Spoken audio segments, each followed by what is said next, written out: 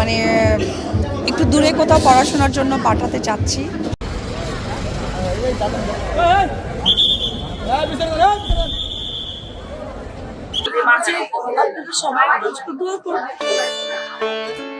আর হয়তো আগের মতো সামাজিক যোগাযোগ মাধ্যমে দেখা যাবে না সাকিব অপু পুত্র জয়কে, যা সত্যি খুবই কষ্টের বিষয় হবে সাকিব অপু ভক্তদের জন্য। দর্শক, জয়কে কারা কারা মিস করবেন কমেন্ট করে অবশ্যই জানাবেন।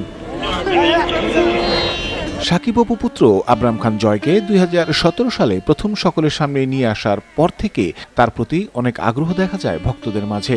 তাই নিয়মিত জয়ের প্রতিদিনের আপডেট ফেসবুকে শেয়ার করতেন অপু বিশ্বাস। সম্প্রতি জানা যায় বাবা মায়ের কাছ থেকে দূরে চলে যাচ্ছে জয়। উন্নত শিক্ষার জন্য জয়কে বিদেশে পাঠিয়ে দিচ্ছেন অপু বিশ্বাস। এর আগে ইন্টারন্যাশনাল স্কুল ঢাকা আইএসডিতে পড়তো আবরাম খান জয়। 5 বছর ওই স্কুলে ভালোই কেটেছিল জয়ের। জয়ের স্কুলে আসা যাওয়ার বিভিন্ন ভিডিও ফেসবুকে শেয়ার করতেন অপু। গেল বছর একই স্কুলে ভর্তি করানো হয় সাকিব বুবলি পুত্র বীরকে, যার পর থেকেই জয়ের স্কুল পরিবর্তনের গুঞ্জন শোনা যাচ্ছিল মিডিয়া পাড়ায়। এবার সেই গুঞ্জন সত্যি হলো।